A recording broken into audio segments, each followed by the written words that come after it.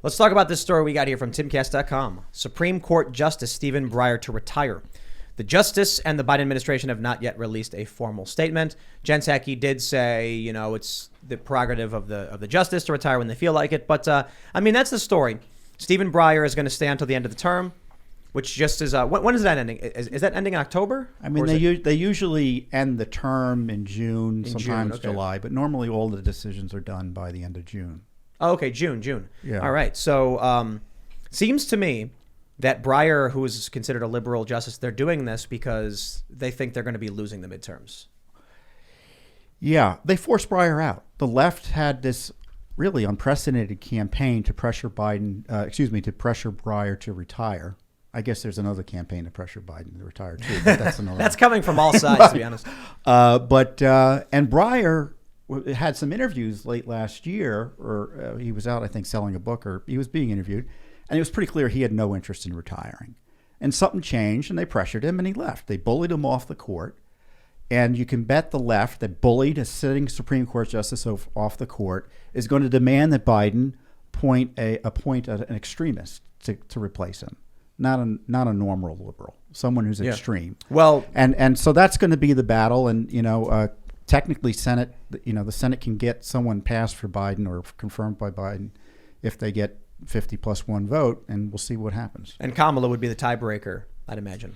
We're going to need term limits. Unless she's the nominee. If we're going to save any, if we're going to cover but the then public. Lindsey Graham would vote for her. Yeah, Lindsey Graham has voted for most of the judges put forward by Biden, at least in committee. Yep. Like you were saying, how cancel culture can whip up a frenzy so quick now. It's like things can happen so fast that having someone in power for 50 years as a Supreme Court justice is too dangerous. It doesn't make any sense anymore. I think we need term limits. Otherwise, we're going to get a 38-year-old or a 42-year-old that's going to think they're going to be in power for 50 years, and then... I don't know. I thought about this. It's an interesting question that, should we have a time limit for justices or should it be a lifetime appointment? There's pros and cons. Yeah. I do like the idea that, when someone gets appointed, it kind of puts a pin in the cultural perspective and says this person, he's 45, he's going to be a justice and he's going to be there for 40 years. It kind of helps. I think it's a stabilizing force. The detriment, however, is you get someone like, we had that Supreme Court justice who was on his, he was partially comatose or whatever, and he was just like shaking in his bed, and they're like, what do we do? He's a lifetime appointment. So, right. But I don't know. What do you think? You think we should boot him out at a certain age or something? Or I'm sympathetic to that. I think the chief concern is the quality of the judge and his judicial philosophy. So having a judicial supremacist on the court who wants to steal our liberty and steal our self-governance and govern from the bench, if he's on the court for a year, that doesn't do us any good. If he's on the court for 10 years, it doesn't do any good. But to have someone who defers to the Constitution and applies it as written and originally understood, having them on the court for 30 years is fine. The question is, what is the role of the court in our constitutional system? And it's outsized. We shouldn't be waiting with bated breath about how we're going to govern ourselves on these core issues every June. What's the court going to rule? The court is one branch of our government, and I'm against judicial supremacy, and that should be the big fight. And I would expect that finally, at least Republicans who share those views, we can't be approving judges just because the president deserves his justice. No. The people deserve to have their rights protected and not violated by justices who think they know better than elected representatives. Amen. There's several laws and there's several rulings you go back that just seem to be outright wrong, just on the face. I think. Well, I'll throw this one to you, Seamus. Roe v. Wade. Yeah, absolutely. Because the big argument is that it should be a legislative issue, not a court issue. The court shouldn't be legislating, right? So break this down for me, though. I'm just trying to highlight the issue without getting too political on it. But the big argument that we heard from Kavanaugh, I think Clarence Thomas, when they were arguing the Mississippi abortion law, they were like, "Why is this a court issue and not a legislative issue?" Well, when you read, and I encourage people to read Supreme Court opinions because they're generally written for public consumption, and if you're literate, you can understand them. And the left is exposed when their arguments are laid out there. And when you read Roe versus Wade, you see it's written like a piece of legislation. It's a perfect example of legislating from the bench. and it's not appropriate.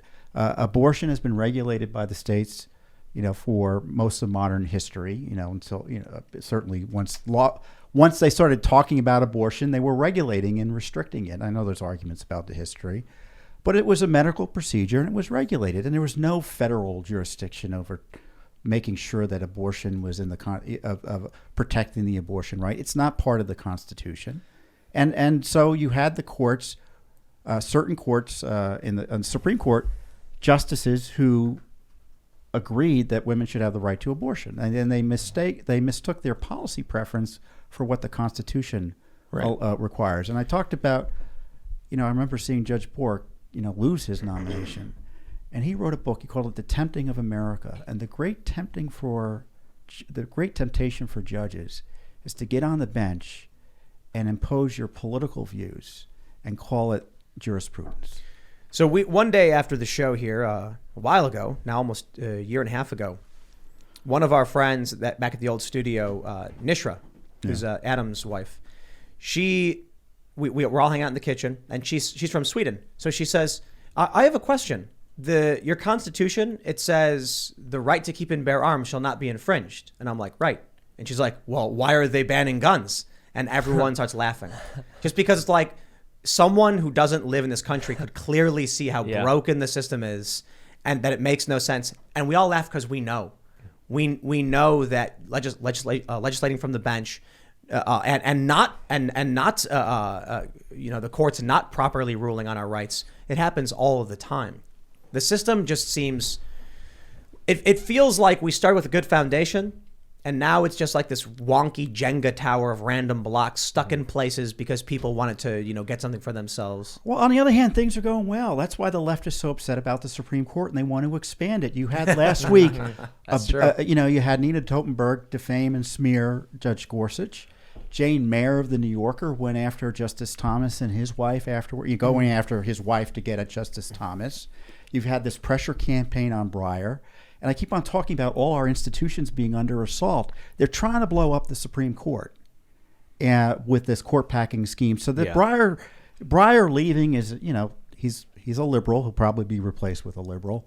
But the goal is to pack the court and negate the conservative voices on the court that now are rising and dominating. Yeah, I mean, I think the populist view is that Roberts is not conservative, and that Kavanaugh hasn't actually done a decent job or anything like that. But I don't think they're going to replace Breyer with a liberal. I think they're going to replace him with a Marxist or something. Yes. Well, Well, we'll see what Senator Manchin has to say about it. Yeah, but yes, Manchin and maybe Sinema, because they've stood, they've resisted the Democratic Party's whims. But you still have some Republicans who are going to be like, now we got to be accommodating and fair. Right. But it's an election year, so I think it will be. There's a greater chance that Republicans will be unified against a extremist nominee, and it depends who the nominee is. Well, Biden says it's going to be a black woman. Well, again, so now Joe Biden has announced that no male need apply, no white person need apply. Yeah. How is that legal? Can you guys, would you guys sue him over that? I don't think you can sue him over that. I don't think so. But it's so weird that we're at this point in this country. I always want to sue over everything. And the lawyers say, well, you can, but you won't succeed. The saying is you can sue a ham sandwich. Another world leader that was obsessed with appointing a specific kind of creature to their role was Caligula, who appointed the Roman emperor, the inbred Roman emperor, who appointed his horse to be a chancellor. But wasn't that he was insulting them? Wasn't he was like making a mockery of the system by. This is different. This is racial identitarianism. It's insanity. Coming from our president. It's our Supreme Court. Yeah. Well, it was the same thing with his VP nominee, and it's hilarious because he chose Kamala Harris essentially to pander to progressives because he pigeonholed himself. He said, I have to pick a woman of color. And basically every progressive I know hates Kamala Harris. So it's beautiful. And I can only hope that they will hate his Supreme Court nominee just as much. But of course, I'm sure that I won't like them either.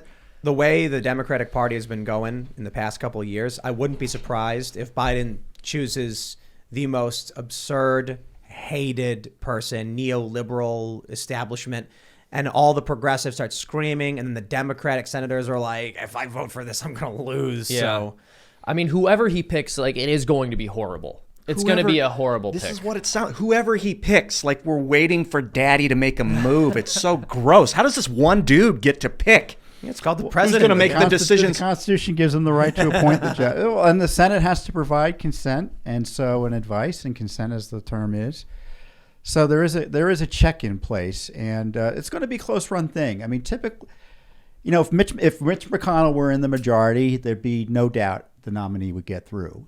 My view is Chuck Schumer's been an awful leader for the Democrats. He's been dragged around by AOC and the left, and he's lost control of the Senate. And so I think the president's nominee that otherwise might be able to squeak through might be stopped because of the craziness in our politics right now. Thanks for checking out this segment from the Timcast IRL podcast. If you want to watch live, you can check out this channel Monday through Friday at 8 p.m. And don't forget to smash that like button, subscribe to this channel, and if you want more unfiltered and uncensored content with all of these guests, go to timcast.com and become a member. All of these guests you know and love in exclusive segments on our website where we are unrestricted in what we talk about, so you'll definitely not want to miss it. Thanks for hanging out. We'll see you all next time.